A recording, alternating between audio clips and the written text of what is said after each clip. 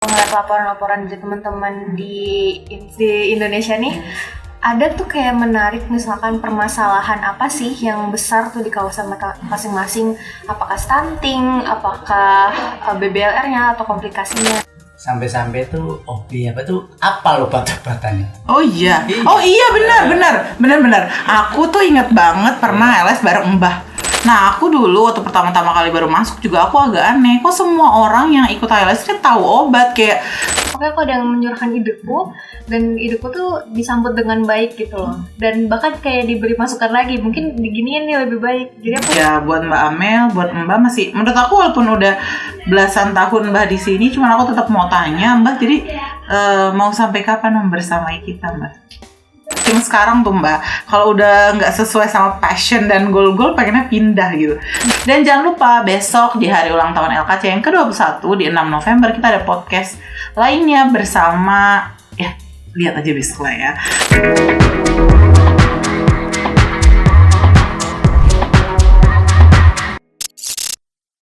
Assalamualaikum warahmatullahi wabarakatuh.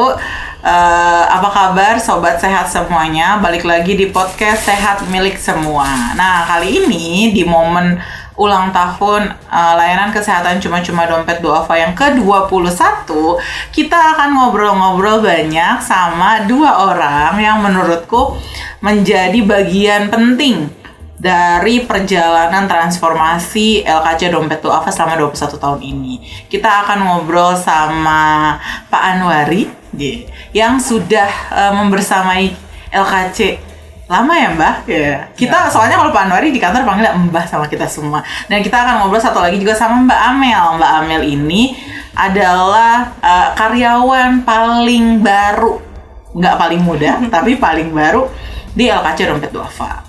Oke, sebelumnya kita kenalan dulu sama dua orang ini.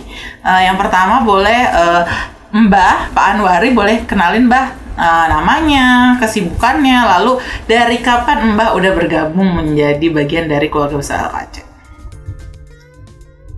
Assalamualaikum warahmatullahi wabarakatuh. Waalaikumsalam. Saya Anwari,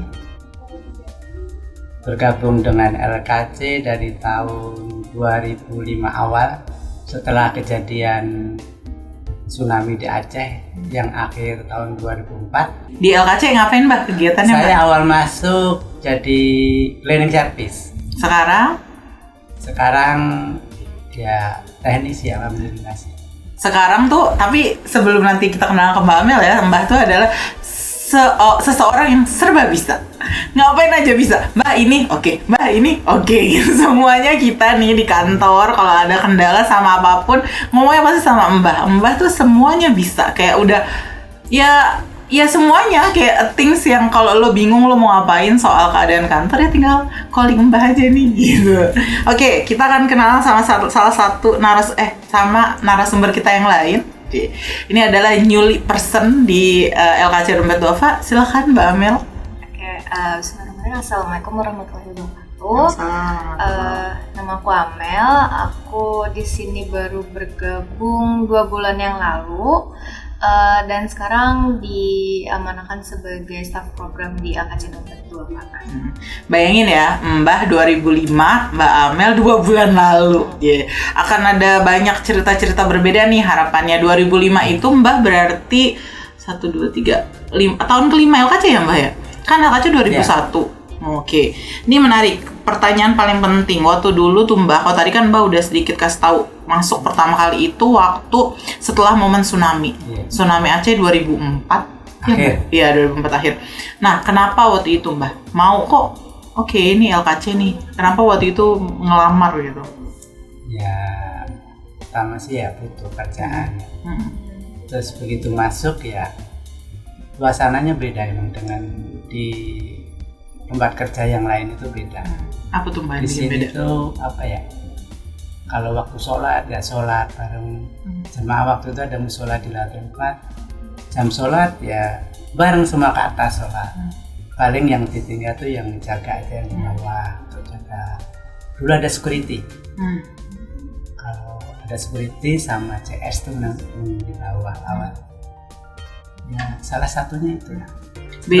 Beda banget ya Mbah. Berarti dulunya emang Mbah kalau di tempat yang lama tuh nggak gitu Mbak? Ininya apa?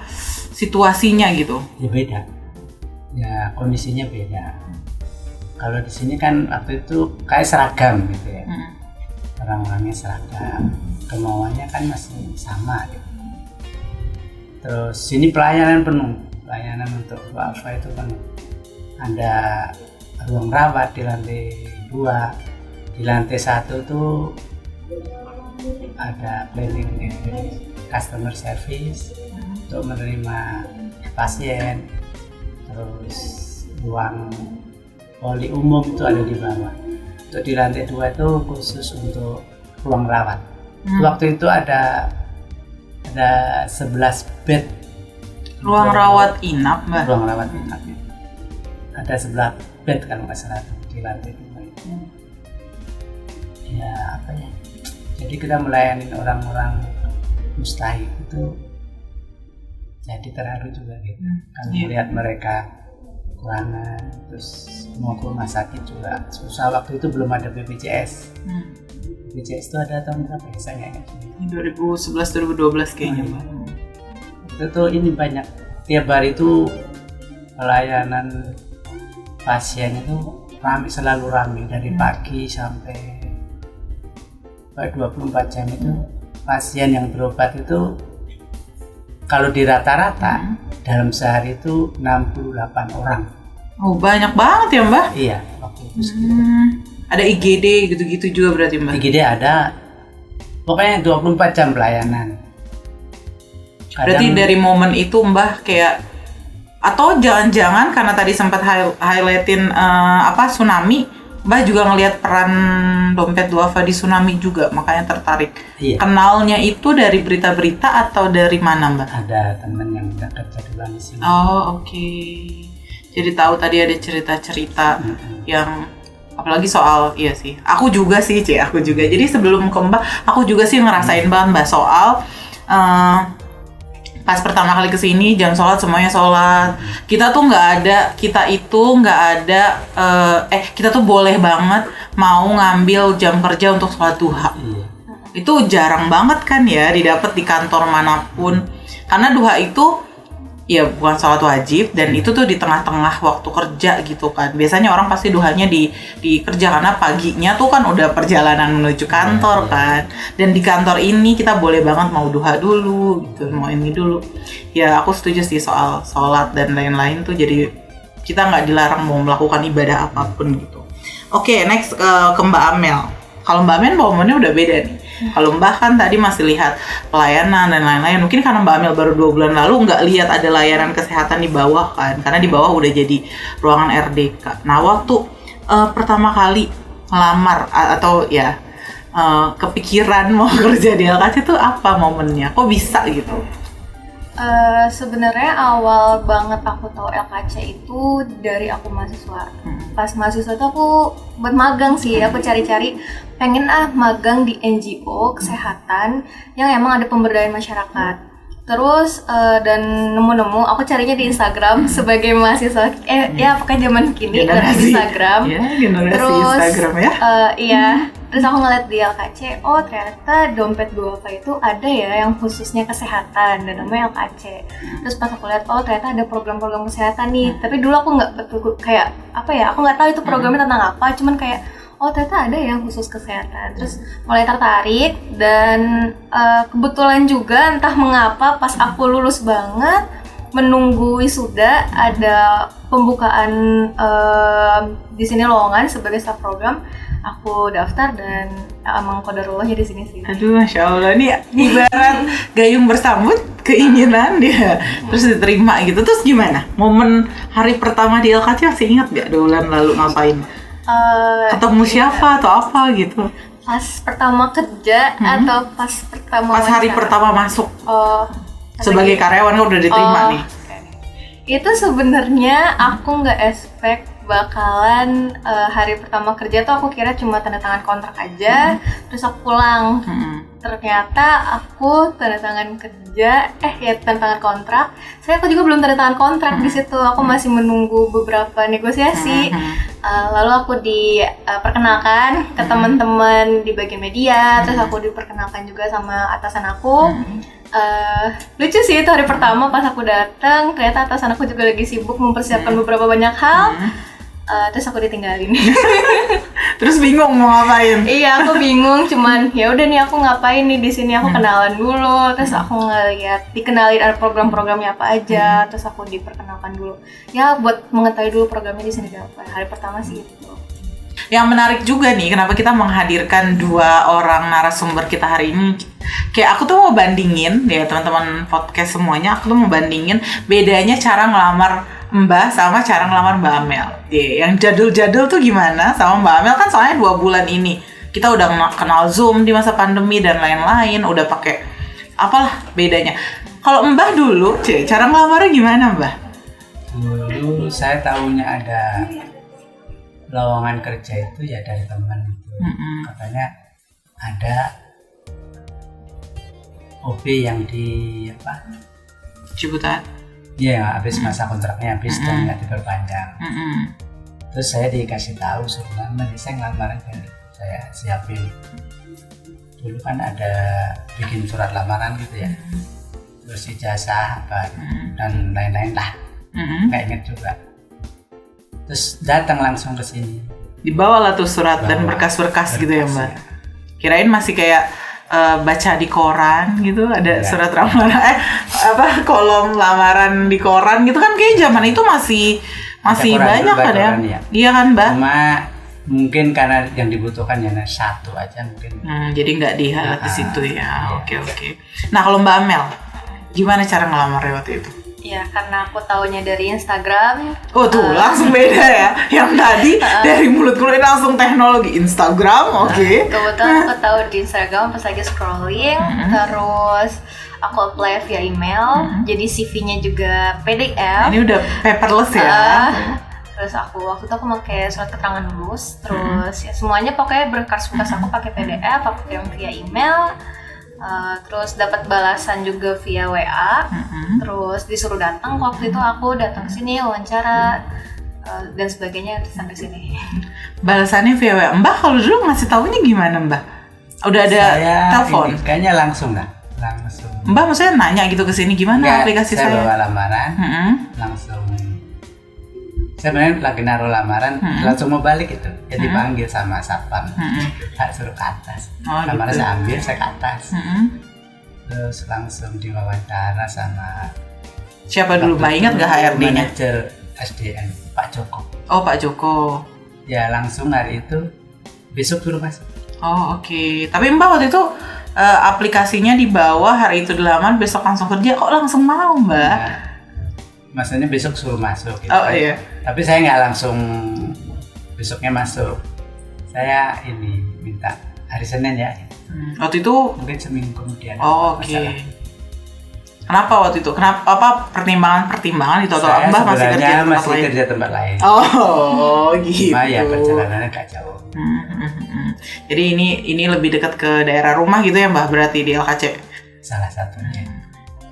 Oke, kalau Mbak Amel tadi lewat WA udah banyak nih gapnya, udah perbedaan transformasi juga. Menarik lagi menurut aku yang butuh dibahas, yang mau aku tanyakan juga soal kalau tadi kan Mbak momen pengen di sini karena tadi keislaman dan lain-lain, dan aku tadi kalau nggak salah dari cerita Mbak juga udah ada temennya yang di sini. Jadi udah dapat cerita-cerita gitu kan Mbak. Selama 21 tahun ini nih Mbak, ada momen menarik nggak Mbak yang Mbak kayak, ini tuh kenangan ini kenangan yang tak akan pernah terlupakan? Iya. Waktu udah lama ya. Kan ada iya dong, karena Mbak udah lama. Kan ada rawat inap ya. Jadi kita yang ingat itu kalau ada pasien yang mau dirawat, tapi sudah nggak bisa jalan. Kita mau nggak mau kan ngangkat ya, diangkat. Jadi kita angkat dari bawah itu, dari IGD kita angkat ke rawat inap, kita angkat sampai 3 orang 4 orang gitu. Yang saya paling ingat itu pas kejadian malam, sekitar habis isya jam 9 itu saya mau ngangkat bareng-bareng sama teman tuh 3 orang mau ngangkat pasien. Ternyata pasiennya itu berat. Mana nih teman-teman yang nggak tahu sebelum bapaknya, tangga kita tuh agak tricky gitu ya Mbak ya. Tangganya kan belok-belok sempit gitu kan. Terus pasien berat, ternyata kita mau naik tangga tuh nggak kuat. Kita harus balik lagi mau ke branker ke tempat tidur tuh. Ternyata mau naikin ke branker aja nggak kuat. Kebayang ya, pasiennya besar, mbahnya nih kalau lihat dari kamera tuh udah terlihat sekali ya, mbah yang sangat mini-mini gini. Terus kayaknya teriak-teriak manggil yang jauh.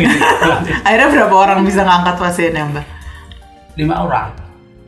Oh iya, padahal soalnya tangganya sempit jadi agak situasinya. Iya, jadi sulit karena tangganya sempit, harus banyak orang gitu. Jadi susah mau angkat ke atas. Momen-momen angkat-angkat pasien ini dikangenin nggak Mbak sekarang? Soalnya kita sekarang udah nggak ada rawat inap kan.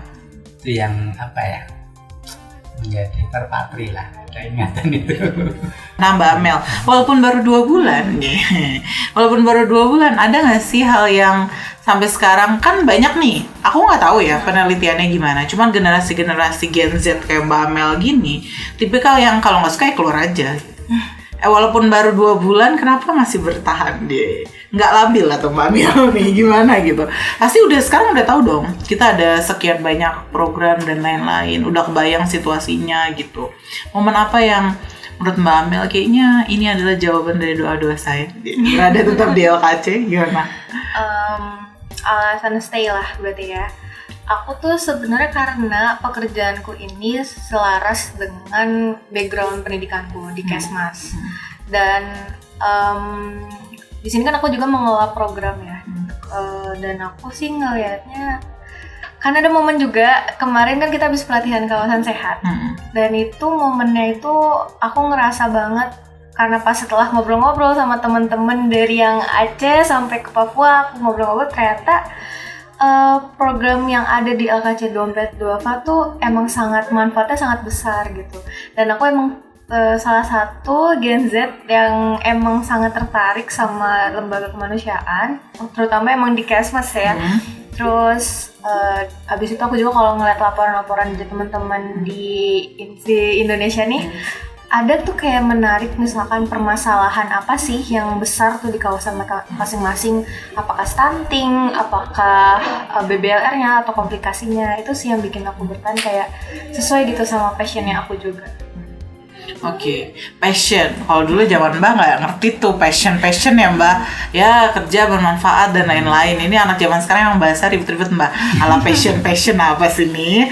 Nah, nih kalau tadi nih ya, kalau teman-teman sobat sehat semua perhatikan, kalau Mbak kan lebih ke waktu zaman itu belum ada BPJS ya Mbak, maka fokus program kayaknya fokusnya kita di pelayanan, kasih rawat inap kayak pasien-pasien gitu kan. Kalau Mbak Amel sih eventnya langsung beda nih, ada program, ada apa. Aku justru menarik nanya gini ke Mbak, momen waktu kalau dulu kan Mbak ngerasain ngangkat pasien, momen-momennya kan gitu kan. Kalau sekarang kan di masa Mbak Amel ini kita fokusnya program gitu. Menurut Mbak, apa sih bedanya yang paling krusial ya? Ya urusan gak ngangkat pasien pastilah gitu. Terus apa nih yang dulu juga ada program, tapi kayak ALS gitu dulu sering, hampir seminggu bisa 2 kali. Itu semua dilibatkan pokoknya dari kepala bagian sampai OP itu semua dilibatkan. Diajak untuk pokoknya ikut. Ada yang kalau sampai tuh OP apa obat-obatannya. Oh iya benar. Aku tuh inget banget pernah ALS bareng Mbah. Terus aku bingung nih teman-teman, kalau nggak tahu ALS itu aksi layan kesehatan yang kita itu ngelakuin pengobatan gratis kan ya Mbah di tempat-tempat, biasanya ya kadang di area-area yang jauh dari fasilitas kesehatan gitu teman-teman. Nah aku dulu waktu pertama-tama kali baru masuk juga aku agak aneh, kok semua orang yang ikut ALS ini tahu obat, kayak ya kan Mbak bukan tenaga kesehatan ya. Aku ingat juga ada momen sama Mbak, ini mah kasih aja Alpara, kasih aja. Orang-orang tahu CTM buat apa, ini buat apa. Terus yang kayak kalau aku bantuin terus aku aja nggak tahu tulisnya gimana karena aku bukan orang kesehatan, tapi setipikal Mbak. Terus dulu aku ingat ada Mas Reza, dia juga tahu gitu. Waktu itu diajarin Mbak atau gimana? Ya. Atau belajar? Enggak, karena sering ikut jadi ngerti, paham. Oh, buat ini gitu. Sering diajar. Soalnya dulu tuh hampir setiap seminggu tuh bisa 2 kali, 3 kali tuh ALS. Biasanya kemana tuh Mbak? Ke daerah-daerah yang ini apa? Biasanya yang agak Kumuh-kumuh kurang gitu. lah ya. Kalau sekarang seminggu 3 kali. Oh, kalau dulu berarti lebih sering kita tadi ya Mbak kasih akses kesehatan, pengobatan gratis gitu-gitu kan. Kalau di masa Mbak Amel kan kita kawasan sehat. Berarti Mbak nih AKA saksi hidup ya kalau bahasa anak zaman sekarang. Masih hidup. Iya saksi hidup. Iya bener ya. Iya bener ya, gimana sih? Maksud aku Mbak nih ngerasain dari zaman dulu kita fokusnya kuratif, fokusnya sama pengobatan, nyembuhin orang yang sakit, terus sekarang ke fokus program, ada apa namanya bikin ya edukasi dan lain-lain, pemberdayaan dan lain-lain. Nah, nih Mbak, menurut Mbak nih apa yang belum kantor berikan kepada Mbak? Udah lama banget nih aku di sini nih gitu. Kalau saya mah nggak muluk-muluk. Apa? Ya nggak muluk-muluknya apa dulu? Nggak tinggi-tinggi lah. Ya cukup aja. Alhamdulillah. Berarti semuanya terpenuhi dengan baik gitu ya Mbak? Ya, alhamdulillah. Tapi dulu gini nggak sih Mbak? Nih aku nggak tahu. Nih nanti Mbak Mel bisa dengar juga nih ceritanya dari Mbak. Kalau dulu tuh yang setahu aku orang-orang di sini kan kayak Mbak tadi mikirnya kesini sholatnya mudah dan lain-lain gitu. Makanya ekspektasinya ya mungkin ya tercukupi semuanya, terutama dari bidang keagamaan.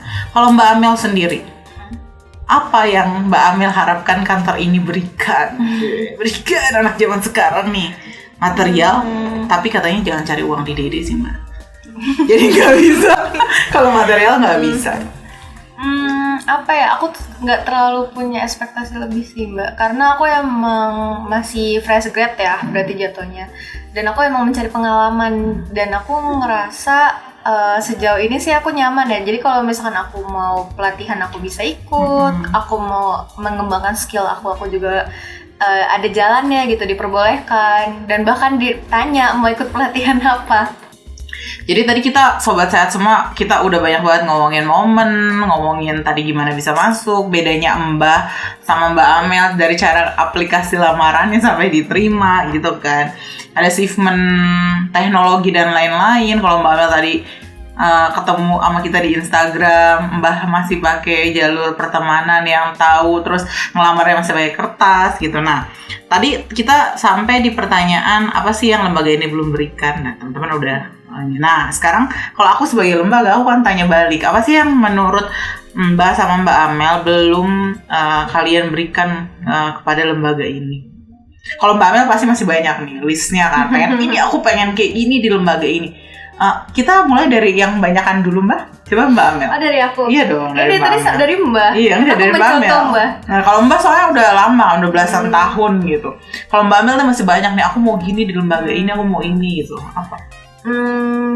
Kalau aku mungkin kontribusi kali ya, karena aku kan masih minim pengalaman, jadi aku kayaknya pengen bisa dapat berkontribusi lebih banyak dan lebih besar lah. Kayak terlalu idealis banget. Iya, coba tapi, apa dong contohnya yang real? Apa ya? Karena aku kan memang masih megang laporan kayak gitu kan. Aku pengennya ya itu, emang pengen lebih banyak. Kayak pokoknya aku pengen dapat ikut berkontribusi dalam menyukseskan program yang ada, karena emang bagus gitu, kayak kawasan sehat, pos sehat, ada juga. Dengan cara, nah ini sih PR-nya. Apa nih?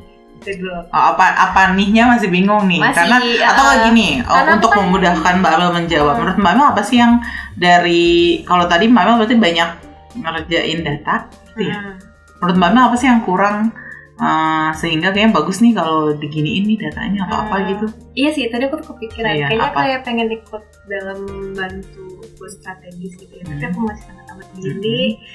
Jadinya ya kalau aku tuh pengennya aku berkembang dulu dari kompetensinya supaya aku dapat bisa berkontribusi, kayak misalkan aku ngasih saran nih untuk strategi apa based on data yang mana, pengennya bisa kayak gitu. lebih advance di sana. Jadi besok teman-teman kalau ternyata ada pola yang berubah dari gimana cara menanggulangi stunting, mungkin itu salah satu idenya Mbak. Gitu ya. Soalnya kan kamu akan kelola datanya gitu kan. Nanti dari data yang Mbak Amel punya, dia pengen jadikan itu salah satu masukan untuk si pengambil kebijakan gitu kan. Bisa Salah gitu ya. Oke. Kalau Mbah nih Mbah, udah 18 tahun, udah banyak banget yang Mbah berikan. Nih ya, ruangan yang sekarang kita lagi huni nih, ruangan podcast ini juga mahakarya Mbah gitu. Jadi apa yang menurut Mbah belum Mbah berikan kepada lembaga ini? Kan kebutuhannya setiap itu berubah ya. Setiap saat itu berubah. Nah kalau saya bisa bantu ya saya akan bantu.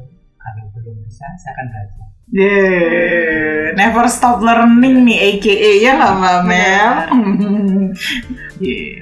Aku sedih tuh kalau Mbak ngomong BTW, soalnya suaranya kayak pelan banget, so kayak, duh oke lah, baiklah, apalah aku yang baru berapa tahun gitu kan. Ya aku udah lama sih. Terus aku gimana? Iya, apa kabar aku gitu ya kalau kata Mbak Mel. Nih ya, kan tadi udah apa yang kita belum kasih, apa yang lembaga belum kasih gitu. Kan ada banyak momen-momen terharunya gitu di lembaga ini, ada banyak momen-momen senengnya gitu. Apa momen seneng nih Mbah? Instead of momen terharu ya, soalnya nanti kita jadi sedih. Mbah yang suaranya udah pelan. Momen senengnya apa sih Mbah? Pernah rihla kemana mungkin gitu atau apa gitu? Momen senengnya selama belasan tahun di LKC. Parah banget Setiadi, dapat bonus gitu Mbak atau gimana Mbak? Ya dapat bonus sih seneng. Tapi ada yang lebih seneng lagi. Apa Mbak? Saya banyak belajar di sini. Salah satu apa Mbak pelajarannya? Banyak yang sesuatu yang baru, yang saya nggak ngerti jadi ngerti. Misalnya? Ya, jadi ilmu. Saya dapat ilmu di sini. Ya misal kayak ya apa ya, untuk merawat sesuatu di sini gitu kan, saya awalnya nggak tahu. Nah, dengan belajar atau tidak jadi tahu, jadi bisa, yang itu bisa bermanfaat, nggak ada di sini aja, bisa di luar. Jadi kayak kerja di sini tapi jadi ruang belajar juga gitu ya Mbak ya. Dan ternyata bisa diaplikasikan di luar gitu ya. Kalau Mbak Amel, udah 2 bulan, baru 2 bulan, seneng nggak ketemu aku masalahnya? Gimana nih? Seneng dong. Tapi kita pernah seruangan sebentar ya? Iya. Sebelum akhirnya kita dipisahkan karena ruangan aku terlalu sempit untuk menampung Mbak Amel dan kawan-kawannya. Jadi gimana? Udah 2 bulan ini, seneng nggak ada di lembaga ini? Alhamdulillah tenang. Iya, makanya masih bertanya, baru 2 bulan. Apa kabar Mbak yang udah belasan tahun gitu? Apa momen senengnya apa? The happiest things-nya apa? Kayak aku sama kayak Mbak. Yeah. Karena emang aku ngerasa di sini tuh tempat yang sangat welcome ketika aku mau belajar. Dan ketika aku mau berkembang juga kayak sangat welcome gitu, apa ya emang pengen belajar apa lagi yang mau dikembangin.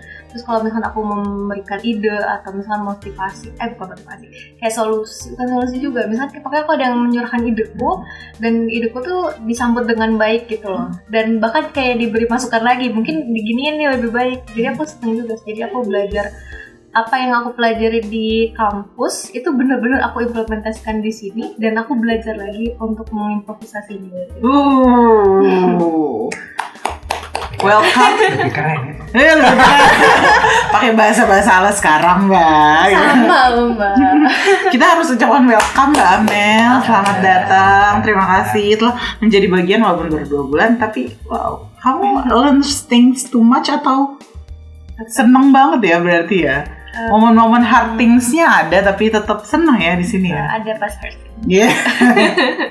Oke. Nah, lanjut. Ini pertanyaan ya buat Mbak Amel, buat Mbak masih. Menurut aku walaupun udah belasan tahun Mbak di sini, cuman aku tetap mau tanya Mbak. Jadi mau sampai kapan membersamai kita Mbak? Kalau buat saya ya, kalau saya masih dibutuhkan, sama saya masih di sini. Iya, sampai pensiun nih berarti. Masih dibutuhkan. Butuh lah kita. Gak ada yang tahu kotak-kotak apalagi yang harus dibagi nih. Soalnya ruangan-ruangan ini semuanya pasti ada kontribusi Mbak kan. Iya. Berarti masih dibutuhkan aja terus. Ya itu tadi saya tuh di sini tuh masih banyak belajar. Mbah masih ada banyak kesempatan belajar. untuk belajar di sini banyak. Mbak Amel, kalau Mbak Amel sampai kapan mau di sini? Sampai kontrak habis. Setahun kan ya kamu? Ini harus dijawab ya. Iya dong. Dulu tapi aku dapat pertanyaan ini juga loh waktu aku pertama Pas kali wawancara. masuk. Bukan pas wawancara, justru aku dapat pertanyaan ini dari aku lupa. Waktu itu aku kayak ngobrol sama dokter gigi gitu. Terus dia nanya, jadi kamu mau sampai berapa lama Phil di LKC gitu. Jadi sebelum di DD, aku tuh di LKC. Terus aku juga ditanyain, mau sampai berapa lama Phil di LKC. Aku tuh cuma jawab, kayak aku 2 tahun cukup deh dok gitu. Soalnya kayak waktu aku baru masuk, terus puasa, aku langsung fundraising. Dulu kita masih ada fundraising ya Mbak. Dulu soalnya di tahun-tahun awal aku masuk tuh masih ada fundraising. At least fundraising yang nggak semasif sebelum aku sih. Cuman, tapi sekarang aku masih di sini sih sampai sekarang. Dan udah lebih dari 2 tahun gitu. Ya Mbak Amel jadi mau sampai kapan di sini? Membersamai kita semua. Mungkin menjawab dengan jawaban yang agak terlalu diplomatis. Waduh. Zaman sekarang banget sih. Enggak. Selama aku dapat berkontribusi dan aku dapat berkembang dan sejalan dengan goals yang aku mungkin tuju, aku akan stay. Mungkin seperti itu. Dan jika memang aku masih dilanjut. Iya benar. Tapi benar ya, kamu khas banget ya. Maksud aku gini, kalau anak zaman sekarang tuh soalnya pasti pilihannya ini nggak tahu Mbak ngeliat apa enggak. Kalau anak zaman sekarang tuh Mbak, kalau udah nggak sesuai sama passion dan goal pengennya pindah gitu. Dan jawaban Mbak Mel, kalau sesuai sama goals aku jadi ya self love-nya tinggi banget ya anak zaman sekarang ya. Amin. Jadi menurut kamu apa nih yang masih, menurut kamu kayaknya 2 tahun lagi masih sesuai lah sama passion aku nih, sama goals aku, soal apa? Apa ya? Pokoknya selama tidak ada yang bertentangan dengan apa yang aku inginkan atau aku ada perubahan tujuan hidup lainnya, ya di sini aku. Tapi aku nggak bisa kayak aku mau berapa tahun, nggak bisa kayak gitu karena kan nggak ada yang tahu masa depan juga. Oke, baik, ini tuh diplomatis ya. Mbak Mel, kita kan udah denger nih cerita Mbah di belasan tahunnya ini. Mbak Mel ada ini nggak? Ada apa ya? Mengambil pelajaran dari tadi, dari cerita Mbah. Menurut Mbak Mel, kira-kira, kalau aku sih kayaknya nggak mungkin sih bertahan belasan tahun gini. Gimana pendapat Mbak Mel soal Mbah yang udah 18 tahun di LKC?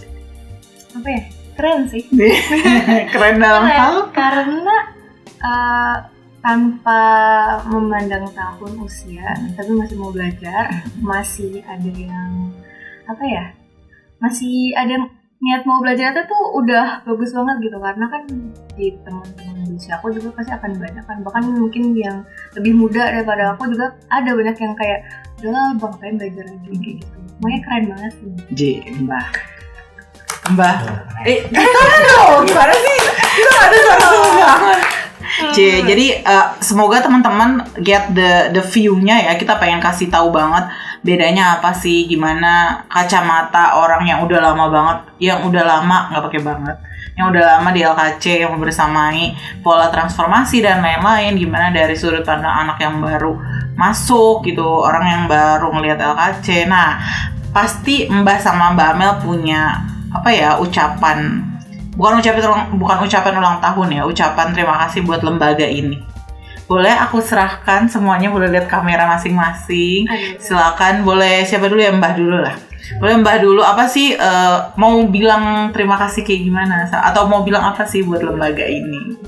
Terima kasih AKC Tempat Wata yang telah memberi kesempatan saya untuk bekerja dan belajar di sini, belajar banyak.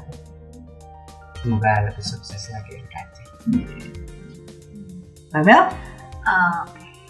Untuk LKC Dompet Duafa, ini ucapan harap. Terima kasih dong. Terima kasih. Terima kasih udah menerima aku untuk bergabung, telah menerima aku menjadi bagian dari LKC Dompet Duafa.